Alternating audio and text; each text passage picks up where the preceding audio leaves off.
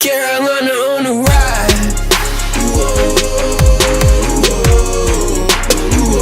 Carolina on the rise.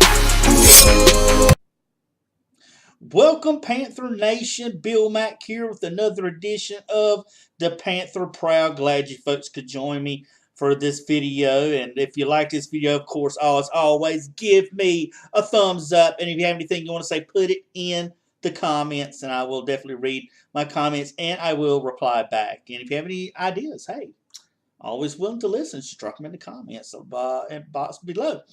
Like I said, glad Panther fans can join me and click on this video. We're off this week. We have a bye this week, so I figured we would kind of go in with 10 games into the season before our bye and just kind of give a recap of where we are right now. You know, I wanted to make sure I did a bye video. I didn't want to go and not have one for this week as well. As you know, the Panthers needed time to rest and try to, rest up a little bit. They've been going 10 games straight. It's time for them to get a rest, and with their bye week going on. So I'm just going to get right into these and give you my thoughts along with what's going on so far and break down, the offense and defense, how they're looking so far and whatnot. So, like I said, thanks for the video. Thanks for clicking on this video and watching it. So here's what we're going to start out with. This, of course, is Week 11. This is a bye week for the Panthers. They won't be playing this week. We'll start with the defense. As you know, of course, Steve Wilkes took over the defense as the previous defensive coordinator, Sean McDermott, went to Buffalo and became their head coach. And one thing I like about Steve Wilkes that he has brought to our defense even more so is a more of aggressive style. He is more of a lot of blitz. He does the blitzing percentage of the Panthers is 41%, and that to me is a very aggressive team. That means you rely a lot on man on man and your safeties doing their jobs with your cornerbacks. We had Mike Adams come in and help us out in the secondary. We also had two returning former Panther players in Captain Munnerlin to help along with Bradbury and Worley in the backfield in the secondary, and we had Julius Peppers make his return, and he's in a very limited role compared to he's not an every down player. Of course, in his 17th year, you wouldn't really expect that, but oddly enough, he is second in the Panthers. Defense in sacks, so he has definitely contributed when he's been in the lineup, and our Panthers so far, our defense is ranked first in total yards, second in run defense, fourth in defense, and third in offensive scoring with our defense. So we've basically been a top 5 defense overall, first in yards allowed. So our defense hasn't been a problem. Actually, we've been kind of riding our defense for the last 6 weeks or so. Our offense really hasn't been, but I'll get into the offense later on. But our defense has done a really good job by rushing. Our run defense has also done well. We've only allowed 80.6 yards a game, which is only second to Jacksonville. Our pass defense, we get into our pass defense. We're second with 29 sacks, having 10 players combined for those 29 sacks. But only the thing is where we've had the sacks up front, we've had really, when it's come to our secondary, they've been very aggressive. They haven't give up a lot of down the field plays, but the problem is they've only gotten 5 interceptions so far. And 3 of those 5 have come from Luke Kuechly. So we have to kind of get I've seen a lot of their games. We've seen a lot of their games where Mike Adams and Kurt Coleman have come close to having the balls in their hands and just not being able to come up with interceptions. But they've got, that's been kind of the problem that we've seen in the secondary, is that while they're aggressive around the ball, they're not necessarily getting the picks and that they would like to have. So just 5 interceptions so far, in the season. And like I said, 3 of those have come from Luke Kuechly. The team has been more aggressive, and like I said, they just haven't been forcing those turnovers that they get, and that's where they've got to really step it up and do that. The Panthers have forced 9 turnovers total, and that can be misleading because they've only gotten 5 of those. 5 of those 9 came within the last 3 games, so really they have not been forcing the turnovers and getting the turnovers, which is essential in having it. That just shows you they've shut down in yardage, but they really haven't been getting the turnovers like that they would have helped to have. But like I said, with Peppers, he's only behind Mario Addison in sacks for which he recently overtook Julius Peppers in the sack lead for the Panthers. So but he's doing well. And then we see Coleman, Adams, Bradbury, and Worley.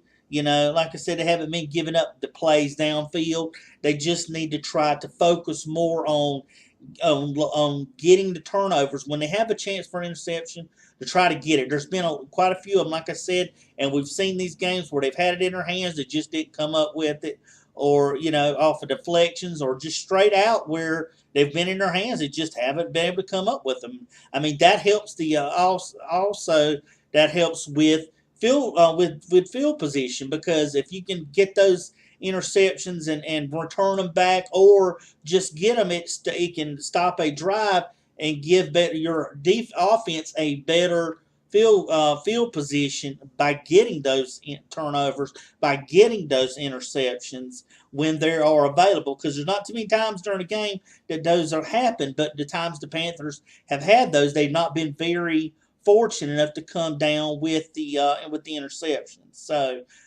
that to me, like I said, has been how our defense has been going this past so far.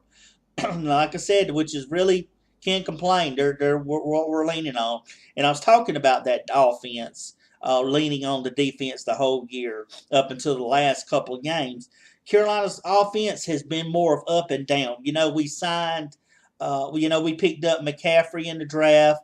He's been doing well as of late. Samuel, of course, he got hurt this past game, and that really hurt us when it comes to options. We were the first 8 weeks of the season. We were kind of up and down, and it was a lot of factors going on in that. We traded Benjamin away, of course, after that to Buffalo for a 3rd and 7th round pick in 2018. And the whole reason behind this was because they were telling us that, we have Funches, he's 6'3", 6'4", 6'5". You got Benjamin on the opposite side. They both are tall guys that can reach, but they're not speed guys. So when you have both guys on the field, you're kind of limiting your speed options, and you want to have a balance of speed and length on the field. And that's what they felt like. You've already got Funches. Funches costs less. Funches is starting to come into his own. And here you have Benjamin doing the same thing.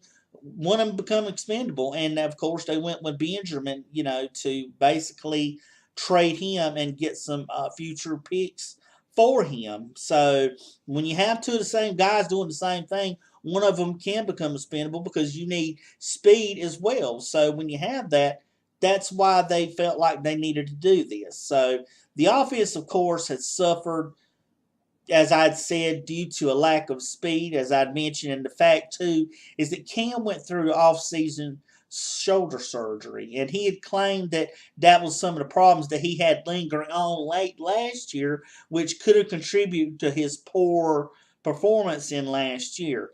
But he had that in the off-season, and when you know it, whenever you have shoulder surgery, that's going to cause effects of it, And by doing that, you could see early on in the first few games, Cam was only getting 168 yards a game. And we were seeing him like, it just don't seem like that's the Cam that we know, with the arm. But when you have those delays, it also causes rustiness. lack of playing time with your wideouts and building that chemistry. And Cam still said he had just a little bit of pain still bothering him, even, trying to recover from that. But we've seen him getting better. And even though he had those problems within those first few weeks, those 6 weeks, he did have two 300-yard passing games. Now, he did have two good showings against Philadelphia. Not one against Chicago, but that wasn't necessarily all Cam. Don't forget that offensive line wasn't protecting him enough as well. However, some good bright lights is that Greg Olsen will be back next week whenever the Panthers go to play the Jets. Greg Olsen, I think he will either play or he'll be back. But I know, Cam will be ready to light it up with Olsen coming back. So, but the only drawback is we've had Curtis Samuel go out with a leg injury. So while he's down for the rest of the year, he's out with season-ending injury. That means that McCaffrey, which has, like I said in the beginning, has improved, in the passing game, running routes. He's becoming more involved as well as becoming an efficient runner. He's going to have to step it up. They're going to rely on him. Shepard's got to come up and just at least catch the ball. We've seen how Shepard was, Mr. Butterfingers, the last time that we were trying to get the ball to him a few times, as well as having Brinson Burson come back. He came back to the team. He's going to have to step it up. Kalen Clay's got to come up and contribute. They're going to pull together when one of your receivers goes down. But Cam's got enough loaded weapons. And like I said, Olsen coming back to really, get the chemistry back and really get some more passing, because we noted that Olsen was Cam's security blanket.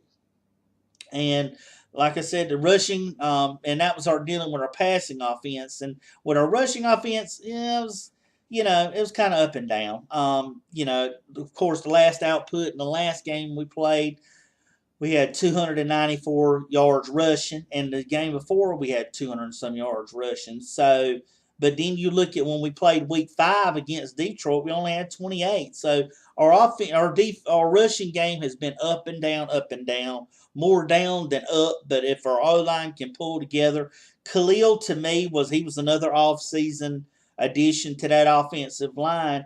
If he can protect Cam, which he's got the most sacks allowed, the Cam sacks of one of the most of that position in the NFL, which was a problem, which we did talk about in one of our videos about Matt Khalil. But he seemed to look good this past week. If he can just improve and keep him off of Cam, and also open up the lines and in the offensive line, then he's going to contribute well, and the signing won't look as bad as it looks like it hasn't really paid off as much this week. And also too, since week 6, the Panthers have managed to get 100 yards rushing in every single game. So they have started to pick the rushing game up. And like I said, of course, the last couple of weeks they've had 200-yard games back to back. So our rushing seems to feel like it's going to start getting in gear. And one contributing factors is C-Mac, Christian McCaffrey. Like I said, he's grown in his rookie season. He's becoming more of a runner, more between the tackles, more, getting him more involved with the rushing as well is going to has help out. The rushing game itself has been simplified that way. It's not overwhelming anyone. The offensive line should be able to effectively execute what their duties are by simplifying the rushing game. And, of course, also a contribution to rushing that has been why it's been steadily like it has been Cam Newton. Cam, has gotten 56 or 57 rushing touchdowns total by running his legs. Last year they tried to make Cam more of a pocket passer to have more of a presence. But, Cam told him in the offseason, he said, let me just be me. Let me do what I do. And they're like, well, Cam, you got to slide in. You can't be taking the hits you've been taking. That's been one of the things that's been going on is you've just not been taking the hits. You've been taking too many hits by ineffective sliding. And so what I've seen from Cam the last few weeks in sliding is he's getting his sliding down and he's taking less hits. So, Cam rushed 95 yards last game. I think he had an 88 another game. So he, he is the leading rusher, which you don't want. That Stewart, of course, had 110. He was the leading rusher of the game, but you don't want your quarterback being your leading rusher when it comes time to when you see the stats. You want to have a halfback leading you or running back leading you rather than your quarterback leading you. So those are kind of things in the passing offense as we've seen. I'm very optimistic as we go into the Thanksgiving week playing against the Jets. I think Olsen might be effective for that game, or it might be after that he might be able to eligible. But we've got a chance to. So far, we're half a game behind in the division, and we're in fifth or sixth place for the wild card, depending on how we do in the division. So we've got to keep steady these games up, Panther Nation. I know we can do it. Of course, it just takes balance and having that balance in passing game and rushing game to balance out that stout defense that we have. Once we can do that, we can make it to the Super Bowl. Even John Gruden said that. He said we've got the tools if we can keep them together. They got a chance to go to the Super Bowl, and they do. They've just got to put it together, be effective, and be strong. Get these weapons used. Mike Shula, keep doing what you're doing, call good games, and we should go all the way to it. So I hope you, Panther Nation, I hope you've enjoyed my video. Like I said, I want to make sure I had a buy video out for you, and I will definitely have a preview video whenever we go and take on the New York Jets. So I hope you, Panther Nation, enjoyed the video. Like I said, if you do, in front of the video, give me a thumbs up if you do. Like this video. Subscribe to my channel. Share this with other Panther Nation Panther fans. Let them hopefully subscribe to my channel. Like I said, subscribe to my channel. And if you have any comments or anything you want to say or add to it, feel free to drop it in the comment box. So until next time, Panther Nation, this is Bill Mack with the Panther Prowl saying, keep pounding.